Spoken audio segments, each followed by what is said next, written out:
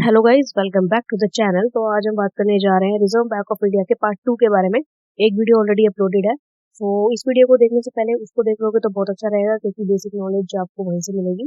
Video को शुरू करने से पहले एक रिक्वेस्ट है, चैनल को सब्सक्राइब जरूर कर देना एंड वीडियो को लाइक जरूर करना और कमेंट भी करके बताना कि आपको कुछ समझ में आ रहा है या कुछ दिक्कत है, एनीथिंग। ठीक है, तो इस वीडियो में हम किस चीज के बारे में बात करने जा रहे हैं। इस वीडियो में हम बात करेंगे आरबीआई के डिपार्टमेंट्स के बारे में, उनके ऑब्जेक्टिव्स और उनकी पावर्स के बारे में। So let's start. तो देखो, आरबीआई इतना बड़ा है, एक बैंक है, ये पूरे इंडिया का हैंडल करता है। ठीक है, तो अब कॉमर्स वालों को क्या चाहिए होता है, हमें चाहिए होता है स्पेशलाइजेशन। तो स्पेशलाइजेशन कहाँ से मिलेगी, जब हम अलग अलग काम अलग अलग लोगों के हाथ में बांट देंगे। तो आरबीआई ने भी अलग अलग चीजों के डिपार्टमेंट बनाए हुए, जैसे कि issue department, banking development, banking operation, agriculture, credit and all. तो अब हम इस सब डिपार्टमेंट्स के बारे में पढ़ते हैं कि ये डिपार्टमेंट क्या क्या काम करते हैं। तो नंबर 1 पे हमारा आता है इशू डिपार्टमेंट। इशू डिपार्टमेंट जो है, पेपर करेंसी को इशू करने का काम करता है। अब देखो, हम जानते हैं कि जो कॉइन्स होते हैं वो मिनिस्ट्री मिंट करती है, लेकिन जो पेपर करेंसी होती है वो आरबीआई इशू करता है। ठीक है, तो आरबीआई साथ ही साथ इशू तो करता ही है, छापता तो है ही, नोट प्रिंट तो करता ही है, लेकिन साथ साथ की उनकी जो पेपर करेंसी है वो डिस्ट्रीब्यूट कैसे होगी, पूरे इंडिया के लोगों तक वो पैसा कैसे पहुंचेगा, उसके लिए भी आरबीआई देखता है। उसके लिए इशू डिपार्टमेंट काम करता है। मैंने आपको पहले भी बताया था कि आरबीआई की जो प्रिंटिंग है वो नासिक में है।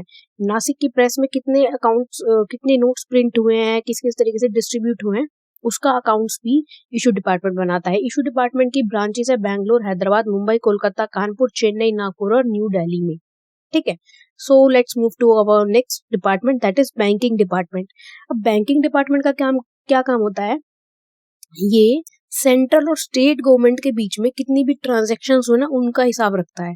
ठीक है, हमारी जो गवर्नमेंट होती है वो भी आपस में लेन देन करती है। Central and state government means like अपना जो सेंट्रल पूरे इंडिया की government, and state is like अपना हरियाणा की गवर्नमेंट या फिर राजस्थान की गवर्नमेंट। ठीक है, इनके बीच में जो डीलिंग्स होती है उनका हिसाब रखती है पैसों का, और जो फ्लोटिंग लोन्स होते हैं उनका भी हिसाब रखते हैं। कई बार क्या होता है, स्टेट गवर्नमेंट सेंट्रल गवर्नमेंट के फंड्स में से लोन ले लेती है, या फिर सेंट्रल गवर्नमेंट स्टेट गवर्नमेंट के फंड्स में से लोन ले लेती है, तो उसका हिसाब आरबीआई का बैंकिंग डिपार्टमेंट रखता है।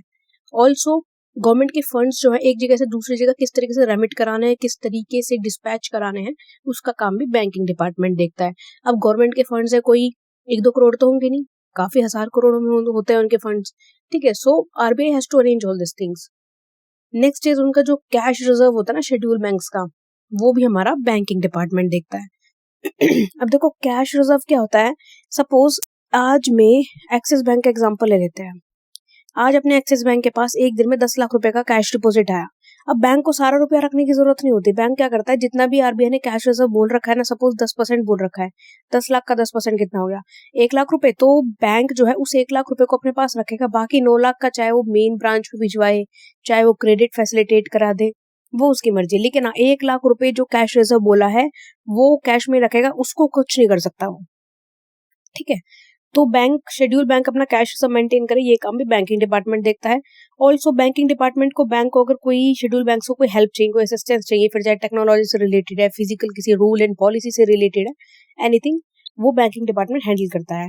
Also clearing house function handle करता है शेड्यूल बैंक। शेड्यूल बैंक का क्लियरिंग हाउस फंक्शन कैसे हैंडल होता है कि बैंक्स आपस में भी लेन देन। ठीक है, मेरा अकाउंट था कोटक बैंक में, चेक आया मेरे पास एक्सिस बैंक का, अब दो बैंक के बीच की ट्रांजेक्शन कैसे सेटल होगी, वो बैंकिंग डिपार्टमेंट सेटल करके देगा। Next is banking development. Expansion of banking facilities in rural and semi urban areas, गांव के इलाकों में और सेमी अर्बन एरियाज में बैंकिंग फैसिलिटीज किस तरीके से बढ़ानी है, किस तरीके से एक्सपेंड करनी है, वो बैंकिंग डेवलपमेंट डिपार्टमेंट देखता है। Also it imparts training. Schedule bank के एम्प्लॉयज को ट्रेनिंग किस हिसाब से देनी है ताकि वो रूल्स के अकॉर्डिंग काम करे, या फिर अप टू डेट टेक्नोलॉजी के हिसाब से काम करे। कोई भी चीज उनको असिस्टेंस चाहिए होता है वो बैंकिंग डेवलपमेंट डिपार्टमेंट देता है। Next is banking operation. जो बैंकिंग ऑपरेशन डिपार्टमेंट होता है वो शेड्यूल बैंक की periodically time to time inspection करता है कि ये सारा काम ढंग से कर रहे हैं या नहीं कर रहे हैं, कहीं कुछ दिक्कत तो नहीं है। ऑल्सो उनकी बैलेंस शीट्स को एनालाइज करता है कि कहीं पे कुछ फॉर्जरी तो नहीं है, कुछ भी मिसकंडक्ट तो नहीं हो रहा है। अगर किसी बैंक ने नए बैंक खोलने के लिए लाइसेंस के लिए इशू किया है, तो बैंकिंग ऑपरेशन डिपार्टमेंट ये देखता है कि वो लाइसेंस उसको ग्रांट किया जाए या नहीं किया जाए। ठीक है, या फिर किसी बैंक ने नई ब्रांच खोलने के लिए रिक्वेस्ट डाली है, तो उसकी रिक्वेस्ट को भी बैंकिंग ऑपरेशन डिपार्टमेंट देखता है कि वो ब्रांच खुलने दे या फिर रिक्वेस्ट को कैंसिल कर दिया जाए। ऑल्सो अगर examine the request for increasing paid up capital, अगर कोई बैंक अपना पेड अप कैपिटल बढ़ाने के लिए रिक्वेस्ट डाल रहा है तो उसको भी बैंकिंग कॉर्पोरेशन है एग्जामिन करता है कि भाई इसकी बिड ऑफ कैपिटल बढ़ा देनी चाहिए या रिक्वेस्ट को छोड़ दे, कैंसिल कर दे। ऑल्सो अगर कोई बैंक गलत चल रहा है तो उस बैंक को अमेलगमेट किया जाए, मतलब उस बैंक को खत्म कर दिया जाए, तो उसको भी एग्जामिन करता है। जैसे बीच में क्या होता कुछ साल पहले येस बैंक की डूबने की नौबत आ गई थी, तो उस टाइम पे अगर RBI lender of last resort की तरह काम नहीं करता तो Yes Bank might have been closed at that time, ठीक है, बट चल गया। नेक्स्ट इज एग्रीकल्चरल क्रेडिट आता है, तो department studies the problem related to agriculture credit. नाम से पता चल रहा है कि किसानों को या फिर कृषि से रिलेटेड जितना भी ब्याज का होता है सिस्टम, वो हमारा एग्रीकल्चर क्रेडिट डिपार्टमेंट देखता है। ऑल्सो गांव के लोगों को क्रेडिट से रिलेटेड क्या क्या दिक्कत है उस पर रिसर्च कंडक्ट कराता है, ठीक है। एंड रूरल क्रेडिट पॉलिसी के लिए पॉलिसीज फ्रेम करता है कि भाई किस तरीके से गांव में क्रेडिट का जो सिस्टम है उसको सुधारा जा सके, लोगों को कम से कम दरों पर, ब्याज दरों पर ज्यादा से ज्यादा पैसा दिया जा सके बिना किसी दिक्कत के। Also publish report on agriculture credit की एग्रीकल्चर क्रेडिट कैसे चलता है उसके ऊपर रिपोर्ट्स भी पब्लिश करता है। अब नेट पे बहुत बार मिल जाता है कि एक साल में इतना ब्याज दिया, इतने लोगों ने पेमेंट दोबारा की नहीं की, डाटा निकल के आता है, तो वो डाटा कौन पब्लिश करता है? एग्रीकल्चर क्रेडिट पब्लिश करता है।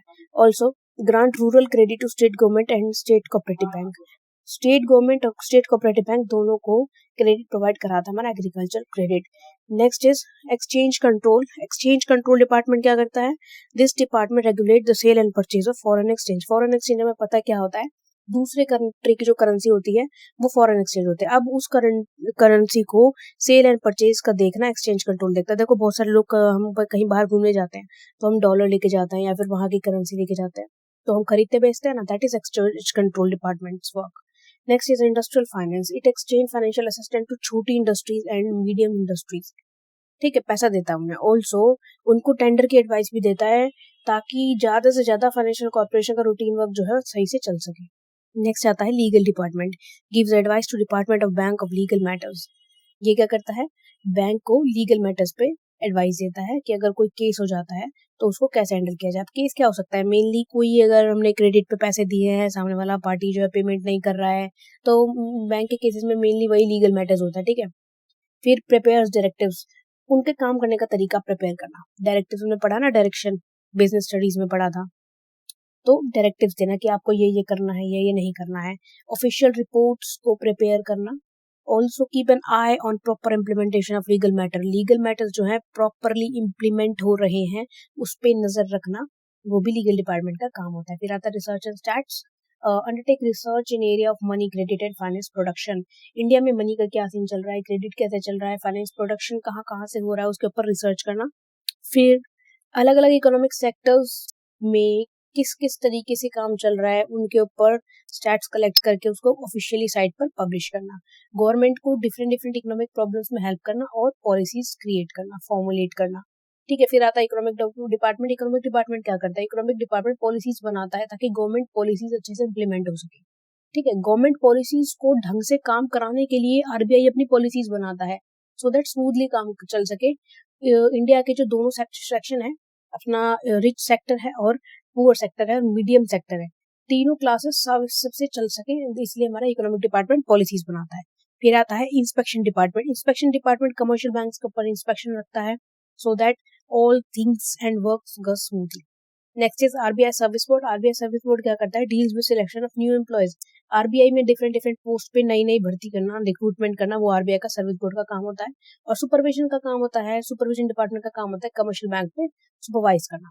नेक्स्ट हम आते हैं ऑब्जेक्टिव्स ऑफ आरबीआई पे। तो आरबीआई का ऑब्जेक्टिव क्या है? आरबीआई का ऑब्जेक्टिव है promotion of monetization and monetary integration in country, कि देश में मोनेटाइजेशन होती रहे और जो पैसा है ना वो इंटीग्रेट रहे। That is the biggest work of objective of RBI. फिर आता है मॉडिफिकेशन ऑफ करेंसी। करेंसी हमारी मॉडिफाई होती रहे, बदलती रहे।